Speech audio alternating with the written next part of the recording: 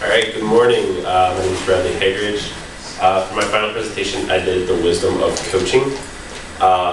Coaching means a lot to me, so why I chose it. I've always been involved in coaching. I've worked with young kids, older kids. I've been able to work here at the collegiate level. So it's always been a big part of my life. And I think it pretty much parallels directly with wisdom. It is passing down wisdom to the younger generation.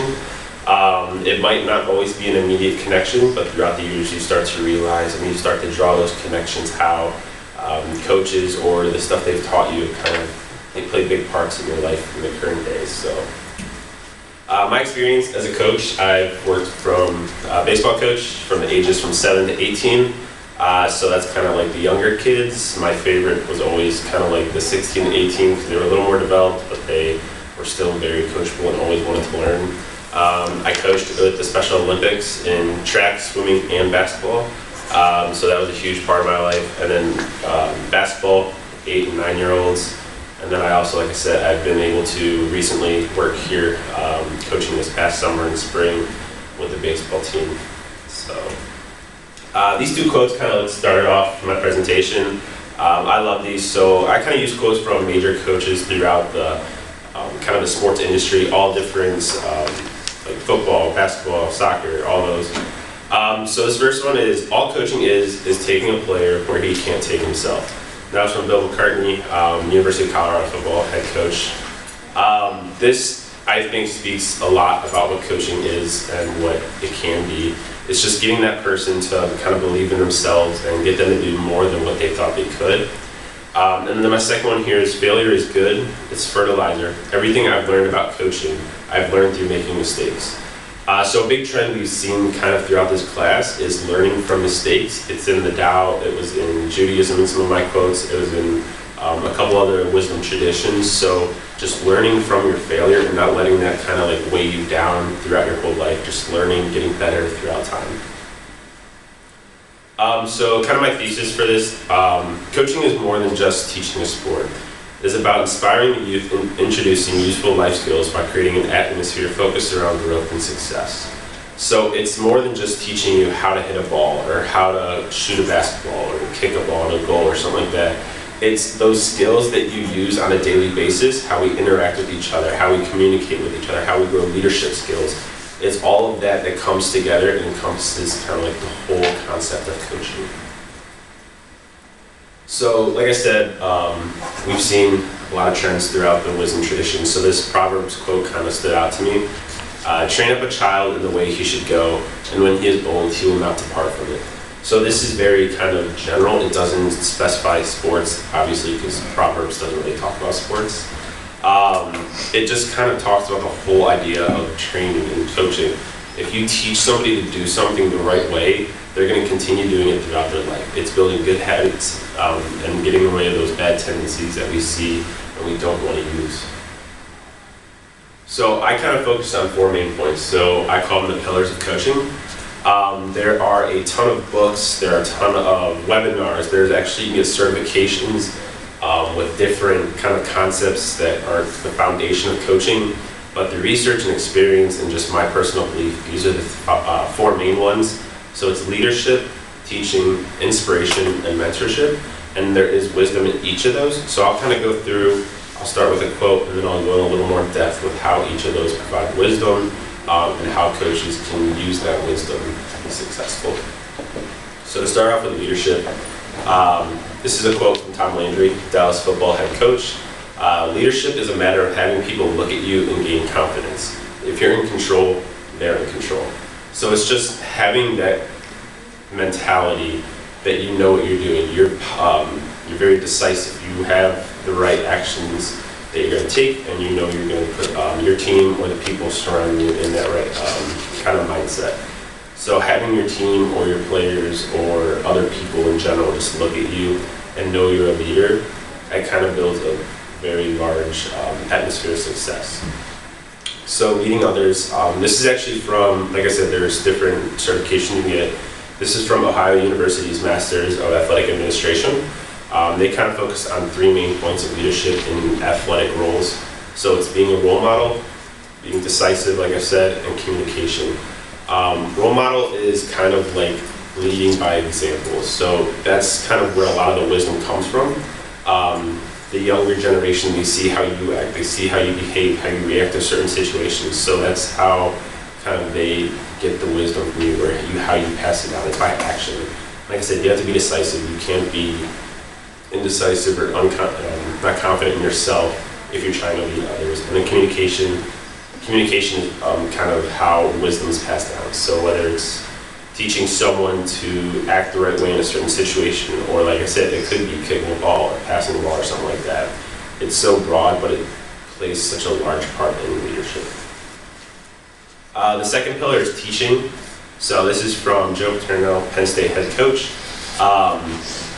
To teach an academic subject is certainly not easy, but compared to coaching, it is. We can say 2 + 2 is 4 to every kid and be sure that we are right. But in coaching, we have to literally get to the soul of the people we are dealing with. So I believe teaching is very hard in an academic setting. There's no doubt about it. But teaching kind of in a coaching sense, I think is so much different because it's not as broad. You can't say like it's one thing and the whole class would a whole team would understand it.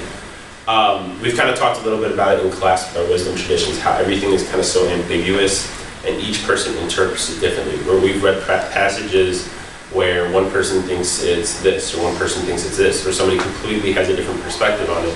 So each person is kind of the same with coaching. You have to reach out to them and see how they get it, how they understand it, and how they can use it. So Stack.com is a training and coaching website, highly regarded in the industry. So they talk about building a foundation and ways to teach the younger athletes. So they speak about how at the age of 7 to 10, kids are moldable. This is when they can develop good or bad tendencies. So like I said, it's teaching up from a young age, trying to put them on the right path, and then teaching the wisdom and passing it down through them so it stays with them through the rest of their life. So the teaching, it's the skills that will prepare athletes and the youth for future success. So it's trying to get them the wisdom and the knowledge they need to be successful in the future and be the best they can. Like I said, individually, you have to kind of reach each of those persons. One tactic isn't going to work the same for every single person, and you always have to be adapting. You can't always be set in one specific way. So inspiration, I actually have a quick video. So I could give you a quote, but I think this is kind of one of the best inspiration kind of speeches. It's about 2 minutes. If you guys are familiar with, oh, there's no sound. Oh, that's right. We'll see. Great moments I don't know if you can hear it. are born great opportunity. And that's what you have here tonight. That's what you earned here tonight.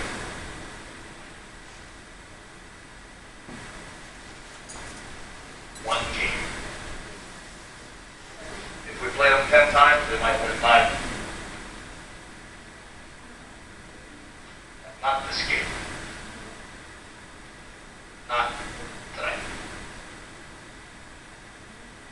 Tonight, we skate with them. Tonight, we stay with them. And we shut them down because we can.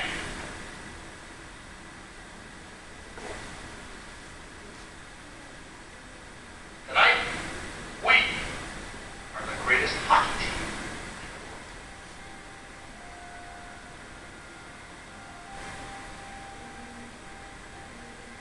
You were born to be hockey players. Every one of you. You were meant to be here tonight.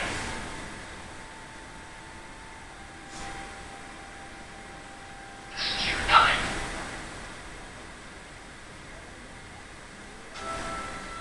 Their time is done. It's over. I'm sick and tired of hearing about what a great hockey team the Soviets have. Screw them. This is your time. Now go out there and take it.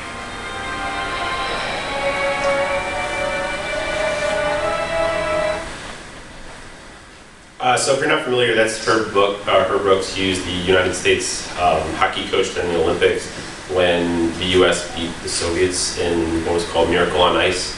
Like I said, I think that's one of the most inspirational speeches in sports to the day. And I think inspiration is such a large part of the wisdom of coaching, just being able to take people where they need to be when there's doubt or fear of kind of like their capabilities. Another quote was, "Before you win, you have to believe you're worthy." So again, just thinking you can do it no matter what everybody else says. The ability to build a camaraderie, so building that group or that team spirit within kind of an organization, and then reaching each player individually. Again, kind of the same thing, making sure each person is on the same page and understands it. And passing that down, I think, is a large part of the wisdom of coaching. And then the final part is mentorship. So winning in championships are memorable, but they come from the strength of relationships. So it's all about guiding the younger generation or the youth into the right direction. Again, putting them on that pathway for future success, building them up, and they will not go from it, like I said in Proverbs. A team is more than just a team, it's a family. One of my favorite stories is actually this North Carolina coach right here. Took in his quarterback who was homeless. He didn't have to, but he took that extra step, and because he showed that compassion and the wisdom to have the ability to do it, why not kind of let somebody who's having a hard time kind of have a little break or give them more of a chance in the future.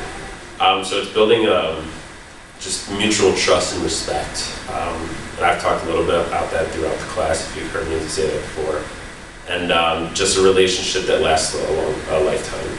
So again, it's more than just the skills and athletics, it's building that relationship. It's kind of the whole part of coaching. So overall, the principles of coaching kind of extend beyond sports. Some of the most wise people I know were my coaches. And kind of to wrap it up here, this is a coach from possibly one of the greatest basketball coaches, Coach K. The thing I loved most and still love most about teaching is that you can connect with an individual or a group and see that individual group exceed their limits. Again, getting a player where they need to be when they don't think they can be there. And then passing down all the wisdom you've had through experience and failure, putting it to them so they can use it and be successful in the future. So that's my sources, and thank you.